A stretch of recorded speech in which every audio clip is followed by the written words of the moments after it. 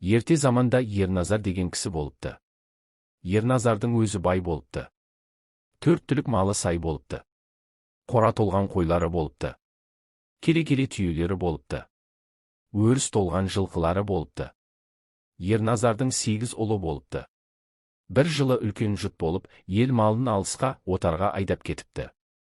Ерназардың 8 ұлы да соның ішінде кетіпті. Бір қыстық азығын алып, кемпір мен Ерназар үйінде қалыпты. Ерназардың 8 ұлы сол кеткеннен хабарсыз кетеді, айлар өтеді, келмейді. Ерназардың азығы таусылады, ашығады, жейтін тамақ таппайды. Кемпірі екеуінің тұруға әлдері әрең-әрең келеді. Бір күні кешке жақын кемпірі төсегінен тұрып, үйінің түндігін ашады.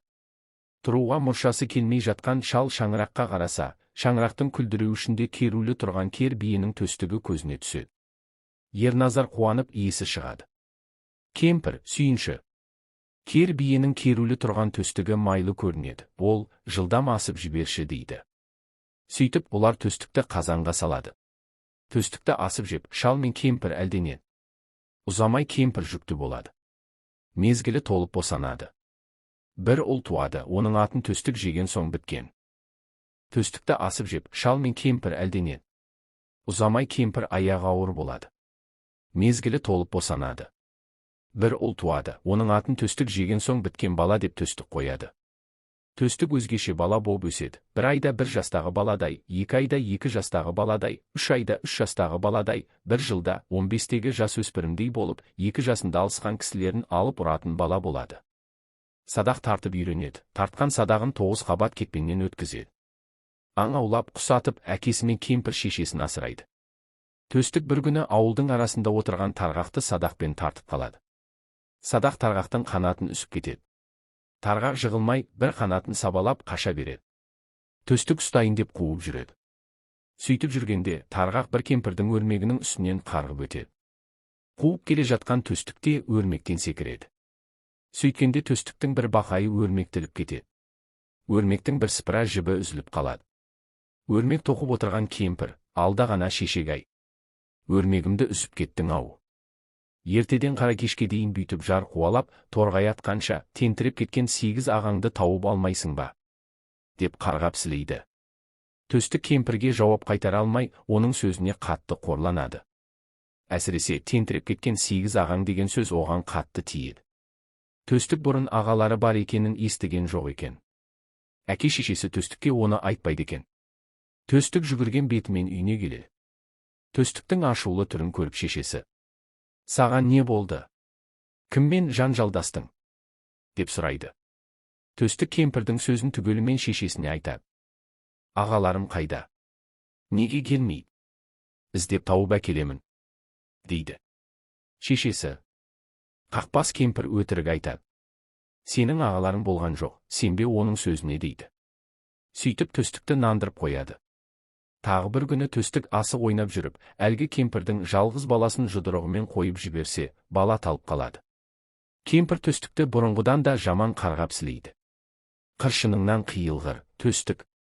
Менің жалғыз балама әлің жеткенше, айдалада тентіреп өлген 8 ағаңның қураған сүйегін тауып алсаң болмай ма?» дейді. Кемпірдің сөзі төстікке ой салады. Шешесінен ағаларын сұрайды. Шешесі енді шынын айтады. 8 ағаңның бары рас еді, жұт жылы кетіп еді, содан қайтқан жоқ, қайда жүргендерін білмейміз, дейді. Төстік ағаларын іздеу қамына кіріседі. Кемпір шалға аң мен құстың етін қақтап үйіп береді, төстік жолға шығады. Беліне садақ байлап, қолына темір таяқ алады, аяғына етік киеді. Ай жүреді, жыл жүреді, талай елді, талай жерді аралайды. Жолдасы да садағы, азығы да садағы, жолында кез келген аңды атып жеп отырады. Темір етіктен теңгедей, темір таяқтан тебендей қалғанда, алыстан сағым көтерген бел көрінеді. Өлдім талдым деп келіп, белге шықса, қарауытқан қалың жылқы көрінеді, жылқының ар жағында ел көрінеді. Жылқыға келсе, жылқының ішінде тігулі қара қос тұр.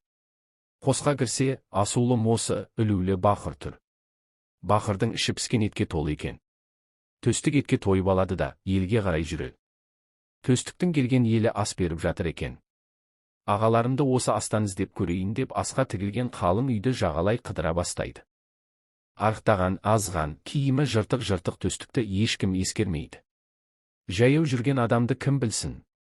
Сөйтіп келе жатса, табақшылар бір жерде, Ерназардың сегізіне тарт, Ерназардың сегізіне тарт деп шуылдасып жүр екен.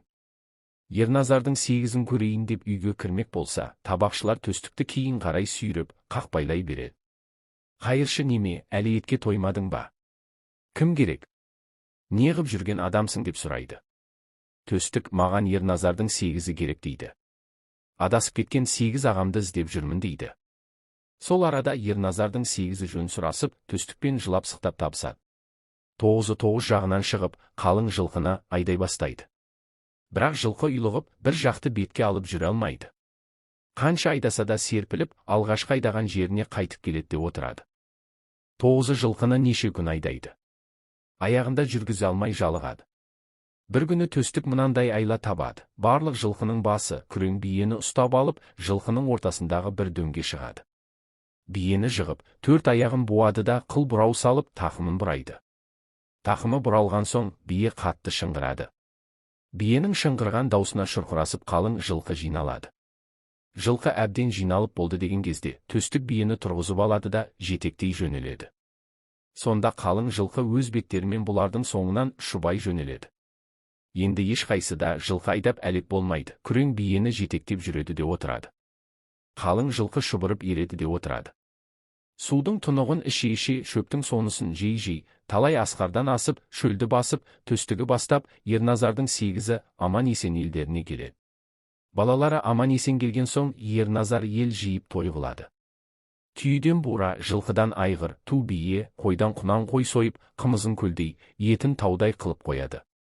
Ақсақал, қарасқалын түгел разы қылады. Той тарқағаннан кейін Ерназар 9 ұлын аяқтандыру қамына кіріседі. 9-на 9 келіншек іздейді. Келіннің 9-ын бір үйден таппақ болып, ел қыдырады. Көп елді аралайды. Бірақ Ерназар ойлағандай 9 қыз бір үйден табылмайды. Сөйтіп, Ерназар күдер үсіп келе жатса, алдынан бір ауыл көрінеді. Ауылдың ортасындағы үлкен қоңыр үйдің тұсына келіп, мейман болатындығын білдіреді. Үйге кірсе, керегенің басында 8 сырға ілулі тұр екен. Соны көрген соң, Ерназар еңкілдеп жылай бастайды. Үйдің бәйбішесі Ерназардан, неге жыладың? деп сұрайды.